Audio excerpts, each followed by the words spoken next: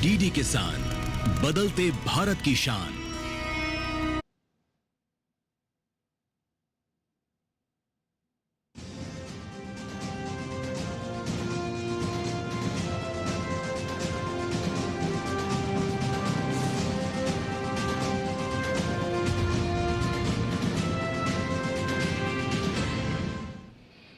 नमस्कार, किसान समाचार में आप सभी दर्शकों का स्वागत है। मैं हूं साइमा खान। नजर डाल लेते हैं सबसे पहले हेडलाइंस पर। केंद्रीय कृषि मंत्रालय ने रबी फसल पर रिपोर्ट की जारी। कहा कि पिछले साल इसी अवधि की तुलना में दालों, श्री अन्न, मोटे अनाज, तिलहन और दूसरी रबी फसलों के बुआई क्षेत्र में अच्छी वृद्धि हुई है दर्ज।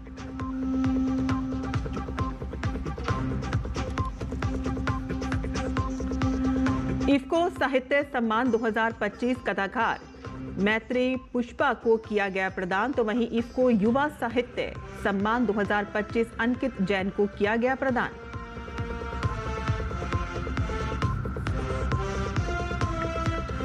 भीषण सर्दी और कोहरे की चपेट में देश का अधिकांश हिस्सा। दिल्ली, हरियाणा, पंजाब में यूपी, ओडिशा और चंडीगढ़ में घने कोहरे का ऑरेंज अलर्ट। तो वहीं सिक्किम और उत्तर पूर्वी राज्यों में भी घने कोहरे का अनुमान।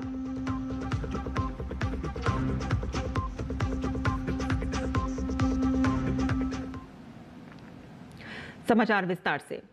केंद्रीय कृषि और ग्रामीण विकास मंत्री शिवराज सिंह चौहान ने पंजाब में विकसित भारत जी राम जी कानून के विरोध में विधानसभा सत्र बुलाने को संघीय ढांचे की मूल भावना के खिलाफ बताया। उन्होंने कहा कि संविधान ने संसद को कानून बनाने का अधिकार दिया है और उसे मानना केंद्र व राज्यों दोनों की जिम्मेदारी है। पंजाब सरकार या पंजाब विधानसभा में जो बाकी दल कर रहे हैं, ये अलोकतांत्रिक है,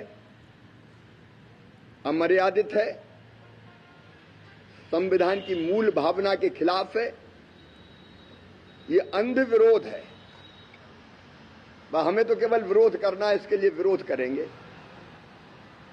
आप चर्चा में जवाब ना सुनो और प्रतिपक्ष इतना जिम्मेदार हो जाए, विशेषकर कांग्रेस, कि इतने महत्वपूर्ण बिल पर नेता प्रतिपक्षी लोकसभा से गायब रहे, संसद से गायब रहे। जब संसद में चर्चा होगी गायब रहेंगे। और केंद्रीय ग्रामीण विकास मंत्री शिवराज सिंह चौहान ने कहा कि विकसित गांव के बिना विकसित भारत नहीं बन सकता। विकसित भारत, ये संकल्प है प्रधानमंत्री जी का, देश का ही संकल्प है ये, और उसके लिए जरूरी विकसित गांव के बिना विकसित भारत बन नहीं सकता। और इसलिए विकसित भारत जी राम जी योजना को विकास से जोड़ने का काम भी हुआ। ग्राम पंचायत गांव के समन्वित विकास का प्लान तैयार करेगी और ग्राम पंचायत और ग्राम सभा जो काम तय करेगी, जो गांव के विकास के लिए आवश्यक है, वही काम इस योजना के अंतर्गत किए जा सकेंगे। बिहार सरकार के ग्रामीण विकास मंत्री श्रवण कुमार ने मनरेगा को नए नाम से लागू करने और किसानों को होने वाले फायदे पर अपनी राय रखी। उन्होंने कहा कि लोग विरोध करते रहते हैं, चुनाव से पहले भी विरोध कर रहे थे। उन्हें सरकार को सुझाव देना चाहिए ताकि इसमें जो कमी है उसे अच्छा किया जा सके। जी राम जी योजना जो लाई गई है, उसमें मौसम आधारित और किसानों से जुड़े हुए, आपदा से जुड़ा हुआ और गांव की तरक्की के लिए, गांव के विकास के लिए और मौसम आधारित योजना बनेगी और उस दिशा में काम होगा। जब तक विपक्ष रहेगा विरोध करना उनका काम है, लेकिन विरोध करने से इसका ग्रामीण लोगों पर कोई असर पड़ने वाला नहीं है। उनको सरकार को सुझाव देना चाहिए। बीकानेर जिले में केंद्र सरकार द्वारा विकसित भारत जी राम जी योजना को लेकर शहरी और ग्रामीण क्षेत्रों में सकारात्मक माहौल देखने को मिल रहा है। विकसित भारत 2047 के लक्ष्य की दिशा में इसे एक अहम कदम माना जा रहा है। तो वहीं स्थानीय कामगारों, महिलाओं और ग्रामीणों का कहना है कि ये योजना रोजगार और ग्रामीण विकास को नई मजबूती देगी।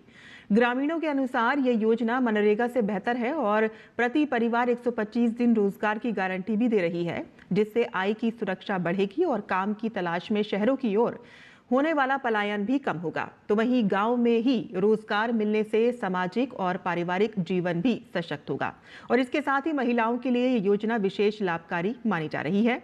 दरअसल सुरक्षित और नजदीक रोजगार मिलने से उनकी आर्थिक आत्मनिर्भरता बढ़ेगी और बच्चों की शिक्षा और परिवार की जरूरतें बेहतर तरीके से पूरी हो सकेंगी। ग्रामीण श्रमिक जियाराम, सचिन और राजेश गहलोत का कहना है कि प्रधानमंत्री नरेंद्र मोदी का ये निर्णय गरीब और श्रमिक वर्ग के हित में है। 125 दिन का सुनिश्चित काम मिलने से आमदनी बढ़ेगी और जीवन स्तर में सुधार होगा। भारत राम जी योजना के तहत बहुत बढ़िया योजना है हमारे गरीबों के लिए, कल्याण के लिए। ये नरेंद्र मोदी जी ने बहुत ही बढ़िया काम करा है। इससे किसान और गरीब कल्याण लोग भारत में इससे खुश है। 125 दिन के राम जी के नाम पे खुले है तो बहुत बढ़िया काम है। हमारे मजदूर है, हम तो मजदूरी करके पेट पालते हैं। बंजारा समाज यार ऐसे है कि हमारा कोई रोजगारी में काम खुल जाए तो 125 हाजिरी भरी जाए तो और भी बहुत बढ़िया है राम जी का नाम पे। केंद्र सरकार ने ये जो महानरेगा का नाम था इसको विकसित भारत राम जी कर दिया है। ये एक तरह से ठीक है। कुछ लोग इसका विरोध कर रहे हैं और इसमें पहले केंद्र सरकार का 90% और राज्य सरकार का 10% था। अब इसमें केंद्र सरकार का 60% हो गया, राज्य सरकार का 40% हो गया। पहले महानरेगा के अंदर 100 दिन की गारंटी थी, अब 125 दिन का कर दिया है। जी राम जी वाली ये योजना है वो बहुत अच्छी है, लेकिन 125 दिन के लिए वो मिलेगी, राज्य सरकार से वो दे रही है तो उनको पूरा पता है। महिलाओं के लिए और बहन बेटी के लिए, सारों के लिए कुछ अच्छा भी है। वहीं केंद्रीय कृषि और किसान कल्याण मंत्रालय ने कहा है कि पिछले साल इसी अवधि की 129 लाख हेक्टेयर क्षेत्र की तुलना में इस साल 133 लाख हेक्टेयर क्षेत्र में दालों की बुआई की गई है। कृषि और किसान कल्याण विभाग ने रबी फसल के तहत क्षेत्र कवरेज पर प्रगति रिपोर्ट जारी की। पिछले साल नवंबर में 48 लाख हेक्टेयर की तुलना में 49.06 लाख हेक्टेयर से ज्यादा क्षेत्र में श्री अन्न और मोटे अनाज बोए गए। तिलहन की बुआई का क्षेत्र 94 लाख हेक्टेयर से ज्यादा हो गया है।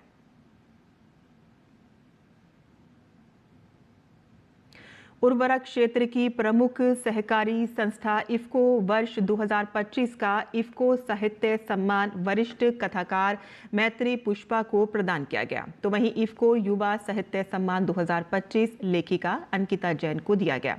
अंकिता को ये सम्मान उनकी चर्चित कृति ओरे किसान के लिए दिया गया है। नई दिल्ली के कमानी सभागार में आयोजित एक समारोह में इफ्को के अध्यक्ष दिलीप संघाणी ने ये सम्मान प्रदान किए और इस सम्मान समारोह में साहित्य, शिक्षा और कला जगत से जुड़ी कई प्रमुख हस्तियां मौजूद रहीं।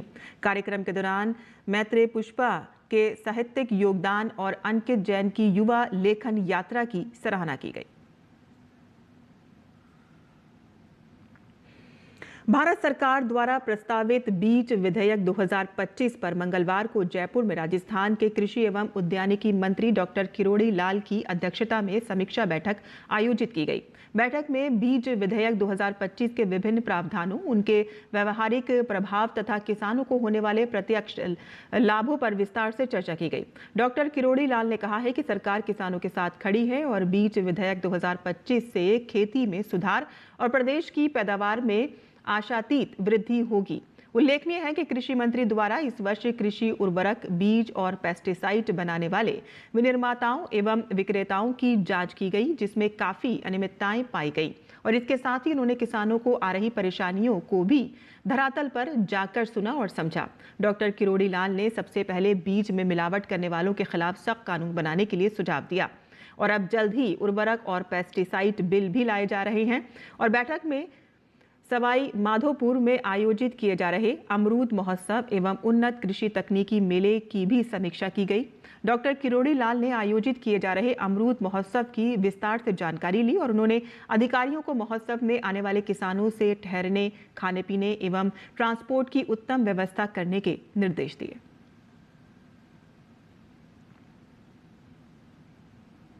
बात करते हैं मौसम की, जहां उत्तर पूर्वी भारत समेत देश का अधिकांश हिस्सा ठंड की चपेट में है। कोहरा, शीतलहर और कड़ाके की ठंड से जनजीवन अस्त व्यस्त है। दृश्यता कम होने से सड़क पर वाहन चलाना मुश्किल हो रहा है और देश के कई हिस्सों में अलग अलग दिनों तक यही स्थिति रहने की संभावना है। मौसम विभाग ने आज भी दिल्ली, हरियाणा, पंजाब, उत्तर प्रदेश, ओडिशा और चंडीगढ़ में घने कोहरे का ऑरेंज अलर्ट जारी किया है। बिहार, उत्तराखंड, पश्चिम बंगाल, सिक्किम और उत्तर पूर्वी राज्यों में भी घना कोहरा छाया रहेगा। तो वहीं हिमाचल प्रदेश, उत्तरी आंतरिक कर्नाटक और तेलंगाना में भी शीतलहर की आशंका जताई गई है। और इसके अलावा मौसम विभाग ने अंडमान और निकोबार द्वीप समूह, तमिलनाडु, पुडुचेरी, कराईकल और पश्चिमी राजस्थान में गरज के साथ तेज हवाओं का अनुमान व्यक्त किया है।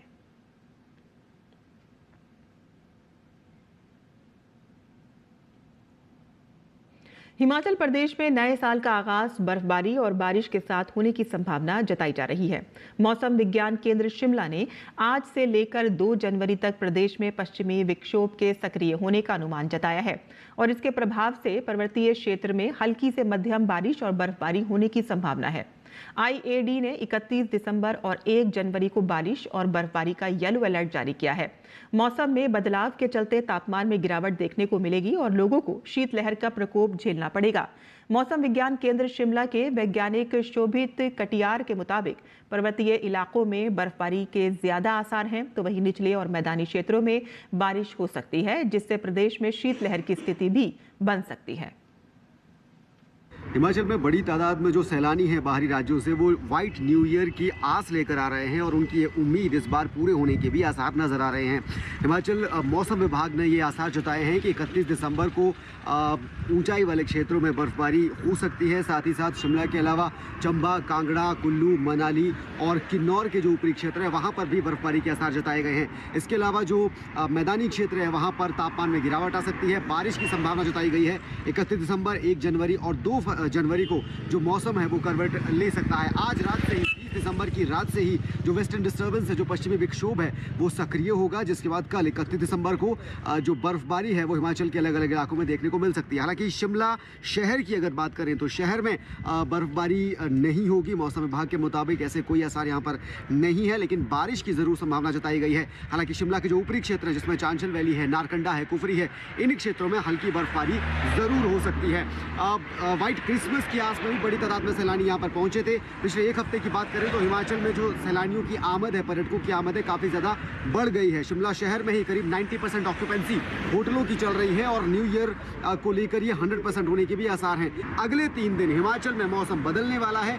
बारिश और बर्फबारी के आसार हैं। करीब 2.5 महीने का जो ड्राई स्पेल हिमाचल में चल रहा है उसके टूटने के आसार हैं और इसी की वजह से जो मौसम विभाग है उसकी तरफ से सैलानियों को एडवाइजरी भी जारी की गई है कि किसी भी क्षेत्र में अगर आप बाहर निकल रहे हैं हिमाचल में, तो मौसम का जो पूर्वानुमान है वो ज़रूर एक बार देख लें, क्योंकि हिमाचल में जब भारी बर्फबारी होती है तो ज़्यादातर जो रास्ते हैं वो बंद पड़ जाते हैं, आवाजाही में दिक्कत होती है, यातायात प्रभावित होता है। ऐसे में सैलानियों को सबसे ज़्यादा मुश्किल आती है। तो मौसम विभाग की तरफ से सैलानियों के लिए एडवाइजरी जारी की गई है। लेकिन सबसे बड़ी बात यह कि 2.5 महीने का ड्राई स्पेल टूटने के चलते अगले 3 दिन हिमाचल के अलग अलग क्षेत्रों में बर्फबारी के कम से कम पूर्वानुमान मौसम विभाग की तरफ से जताया गया है। धर्म प्रकाश, डीडी न्यूज़, शिमला। हिमाचल प्रदेश में एक पश्चिमी विक्षोभ के प्रभाव में जो बारिश और बर्फबारी की एक्टिविटी है, इसका असर जो है लगभग 2 जनवरी तक जो है अनेक स्थानों पे हमें रुक रुक कर देखने को मिलता रहेगा, जिसमें से मुख्य रूप से जो हमारी बर्फबारी है वो 31 दिसंबर और 1 जनवरी को हाई हिल्स और मिड हिल्स के अनेक स्थानों पे हमें देखने को मिलेगी। जबकि वहीं पे जो हमारे निचले मैदानी इलाके हैं वहाँ पे लगभग सभी स्थानों पे बादल छाए रहेंगे और बहुत ही हल्के स्तर की बारिश भी हमें 31 और 1 जनवरी को देखने को मिलेगी। आगे बढ़ते हैं, जहां राजस्थान की प्राकृतिक धरोहर सांभर झील इन दिनों देश विदेश के पर्यटकों के घूमने के लिए पहली पसंद बन गई है। 5 दिवसीय सांभर महोत्सव की शुरुआत के साथ ही क्षेत्र में पर्यटन तेजी से बढ़ गया है। बीते दिनों करीब 6 लाख से अधिक पर्यटक सांभर लेक पहुंच चुके हैं, जबकि सोमवार को ही लगभग 3 लाख सैलानियों ने झील का भ्रमण किया। और इस दौरान पर्यटक झील की प्राकृतिक सुंदरता और फ्लेमिंगो पक्षियों को देखने के लिए काफी उत्साहित दिखे। तो वहीं पर्यटन विभाग के तत्वाधान में आयोजित एडवेंचर गतिविधियां आकर्षण का केंद्र रही हैं और साथ ही पैरा मोटरिंग और पैराग्लाइडिंग, पैरासेलिंग, ट्रेन सवारी, ऊंट और घोड़े की सवारी और जीप सवारी का सैलानियों ने खूब लुत्फ उठाया। महोत्सव स्थल पर लोक कलाकारों की प्रस्तुतियां भी माहौल में चार चांद लगा रही हैं और कालबेलिया, घूमर, कठपुतली और राजस्थानी लोक संगीत पर दर्शक झूम रहे हैं। तो वहीं 30 से 31 दिसंबर एडवेंचर प्रेमियों के लिए खास रहेगा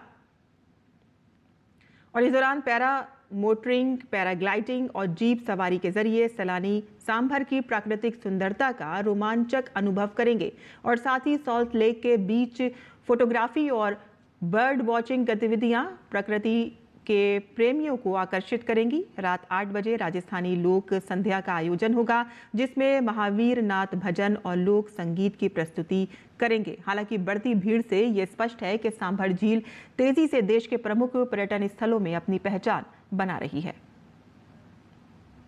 बहुत ही हर्षोल्लास के साथ मनाया जा रहा है और सांभर साल्ट इसमें सबसे स्ट्रॉन्ग रोल प्ले करता है। भी फ्लेमिंगोज वगैरह आए हुए हैं, उसको भी बहुत ही लोग दर्शनीय स्थल मान रहे हैं देखने के लिए, उसका भी सब लाभ उठा सकते हैं। मेरे को सांभर फेस्टिवल आके बहुत ही अच्छा लग रहा है। मैं चाहती हूँ आप सब भी यहाँ विजिट करें। यहाँ पे हमारे यहाँ पे हॉर्स राइडिंग है, कैमल राइडिंग है, काइट फेस्टिवल है, पैराशूट से आप जैसे कि देख सकते हैं मेरे पीछे यहाँ वहाँ उड़ रहे होंगे।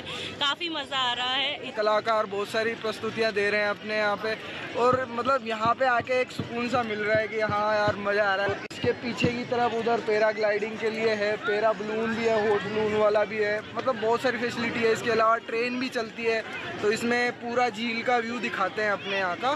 फेस्टिवल के दौरान जो कि बहुत ही अच्छे से जिसकी मार्केटिंग की जा रही है और सुविधाएं भी काफ़ी अच्छी है।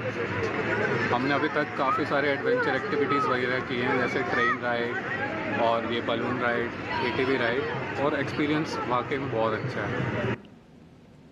और किसान समाचार में आइए अब जान लेते हैं देश भर की मंडियों का भाव।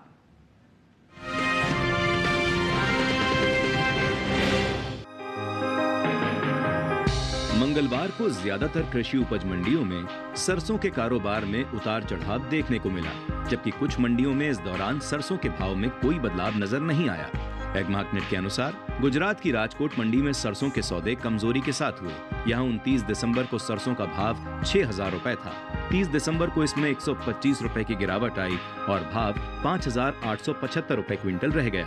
इसी तरह उत्तर प्रदेश की मथुरा मंडी में भी 30 दिसंबर को सरसों का भाव 40 रुपए लुढ़क कर 6,860 रुपए से 6,820 रुपए रह गया, जबकि उत्तर प्रदेश की मिर्जापुर मंडी में तेजी का रुख रहा। यहाँ 29 दिसंबर को सरसों 6,860 रुपए क्विंटल पर बिकी थी, जो 30 दिसंबर को 10 रुपए चढ़कर भाव 6,870 रुपए क्विंटल हो गया। वहीं महाराष्ट्र की मुंबई मंडी में बीते 2 दिन यानी 29 और 30 दिसंबर को सरसों का भाव 6,650 रुपए क्विंटल पर बना रहा। कृषि मंत्रालय की ओर से जारी अंतिम अग्रिम अनुमान के मुताबिक 2024-25 के दौरान 126,67,000 टन रबी सरसों पैदा हो सकती है, जबकि पिछले सीजन की पैदावार 132,59,000 टन थी।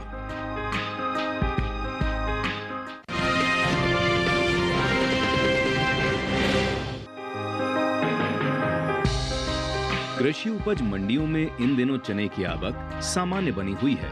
मंगलवार को चने का कारोबार उतार चढ़ाव के साथ हुआ। एग्मार्कनेट के मुताबिक गुजरात की बक्सरा मंडी में चने का कारोबार नरमी के साथ हुआ। यहाँ 29 दिसंबर को चने का भाव 4,950 रुपए था। 30 दिसंबर को इसमें 150 रुपए की सुस्ती आई और भाव 4,800 रुपए रह गया। उत्तर प्रदेश की मिर्जापुर मंडी की बात करें तो यहाँ भी चने की खरीद कमजोरी के साथ हुई। यहाँ 29 दिसंबर को चने का भाव था 6,650 रुपए, जो कि 30 दिसंबर को 10 रुपए लुढ़क कर 6,640 रुपए क्विंटल रह गया। वहीं गुजरात की राजकोट मंडी में चने के सौदों में बढ़त देखने को मिली। 29 दिसंबर को चने का भाव रहा 8,300 रुपए, जो 30 दिसंबर को 50 रुपए उछलकर 8,350 रुपए क्विंटल हो गया। मध्य प्रदेश की खातेगांव मंडी में भी चने का कारोबार तेज भाव पर हुआ। यहां 29 दिसंबर को चने का भाव 4,851 रुपए था। 30 दिसंबर को इसमें 48 रुपए की बढ़त हुई और भाव 4,899 रुपए हो गया। बता दें कि कृषि एवं किसान कल्याण मंत्रालय की ओर से साल 2024-25 के लिए अंतिम अग्रिम अनुमान को जारी किया गया है, जिसके मुताबिक घरेलू स्तर पर रबी चने की पैदावार 111,14,000 टन होने का अनुमान जताया गया है, जबकि बीते साल इस दौरान रबी चने की उपज 110,39,000 टन थी। यानी इस साल रबी चने की पैदावार में 75,000 टन की बढ़त देखने को मिल सकती है, जिसका असर चने के बाजार भाव पर पड़ सकता है।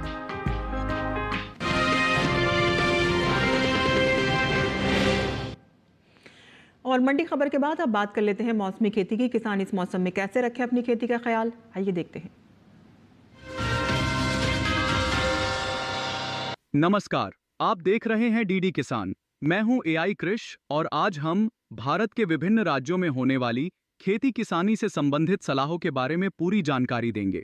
राजस्थान में गेहूं, चना और सब्जियों में सिंचाई करें। यहाँ के किसान खजूर, किन्नू, संतरा और नींबू के बागों में नियमित अंतराल से सिंचाई करते रहें। राजस्थान के उप आर्द्र वाले दक्षिणी मैदानी और अरावली पहाड़ी वाले इलाकों में रबी की प्याज की नर्सरी बोएं। राजस्थान के आंतरिक संक्रमणकालीन मैदानी जल निकासी वाले क्षेत्र में फसलों को ठंड से बचाने के लिए शाम के समय हल्की सिंचाई करें। साथ ही फलों के छोटे पौधों को पुआल, सरकंडा, पॉलीथीन शीट या जूट के बोरों से ढकने का काम करें। मध्य प्रदेश की बात करें तो यहाँ के झाबुआ पहाड़ी क्षेत्र में पछेती गेहूं की बुवाई जल्दी पूरी कर लें। मध्य प्रदेश के गिर्द इलाके में गेहूं में पहली सिंचाई करें। बुंदेलखंड क्षेत्र में रात के तापमान में लगातार गिरावट को देखते हुए आम, अमरूद, आंवला और अन्य फलों के पेड़ों पर मीलीबग का हमला बढ़ सकता है। मीलीबग के खतरे से पेड़ों को बचाने के लिए तने के चारों तरफ एक ग्रीस की पट्टी लपेट दें। ग्रीस की पट्टी लपेटने का काम मिट्टी के स्तर से लगभग 1 मीटर ऊंचाई पर करें। मध्य प्रदेश के कैमोर पठार और सतपुड़ा पहाड़ी क्षेत्र में सूखे मौसम की स्थिति को देखते हुए गेहूं की फसल में सिंचाई करें। जम्मू और कश्मीर में तैयार तोरिया की तुड़ाई जारी रखें। गोभी वर्गीय फसलों से खरपतवार निकालें और गुड़ाई का काम करें। जम्मू कश्मीर के किसान आलू की क्यारियों में मिट्टी चढ़ाएं। घाटी के समशीतोष्ण इलाके में सरसों और मटर के पौधों के चारों ओर पुआल, पत्तियों या फसल के बचे हुए हिस्सों का इस्तेमाल करके मल्चिंग करें, ताकि पाले से होने वाले नुकसान से बचा जा सके। जम्मू कश्मीर के किसान जल्दी सुबह खेत में पाला या ओस पड़ने के समय काम करने से बचें, ताकि पौधों की कोमल टहनियों को नुकसान न हो। इसी तरह कृषि और किसानों से जुड़ी हर महत्वपूर्ण जानकारी के लिए हमारे साथ जुड़े रहिए और देखते रहिए डीडी किसान। धन्यवाद।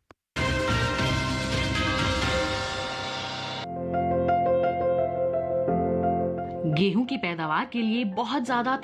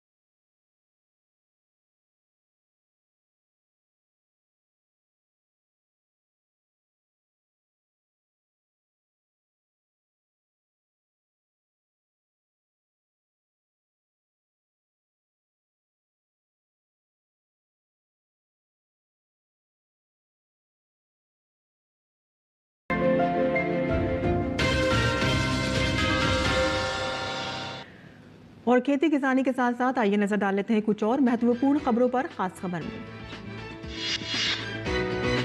नए साल के स्वागत को लेकर लोगों में गजब का उत्साह है। पर्यटक और धार्मिक स्थलों पर उमड़ी सैलानियों की भारी भीड़। प्रधानमंत्री ने नमो ऐप पर तस्वीरों के जरिए 2025 की अपनी यात्रा शेयर की।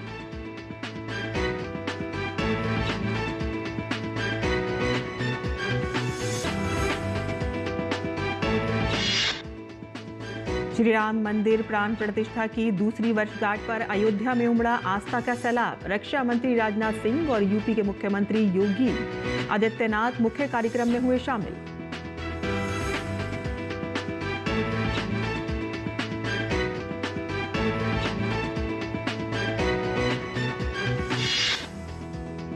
रेल मंत्रालय ने एक बयान में कहा कि पूर्वोत्तर में 2500 रूट किलोमीटर से अधिक का इलेक्ट्रिफिकेशन किया गया है। 470 से अधिक रूट ओवर ब्रिज और अंडर ब्रिज बनाए गए हैं।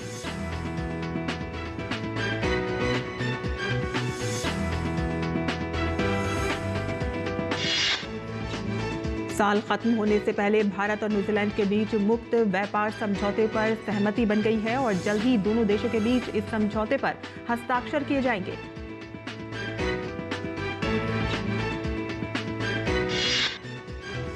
भारत विश्व का तीसरा सबसे बड़ा मेट्रो नेटवर्क बन गया है। देश के 26 शहरों में भारत का मेट्रो नेटवर्क 2014 में 248 किलोमीटर से बढ़कर 2025 में 1013 किलोमीटर हो गया है। किसान समाचार में आज के लिए बस इतना ही। अनुमति दें। नमस्कार।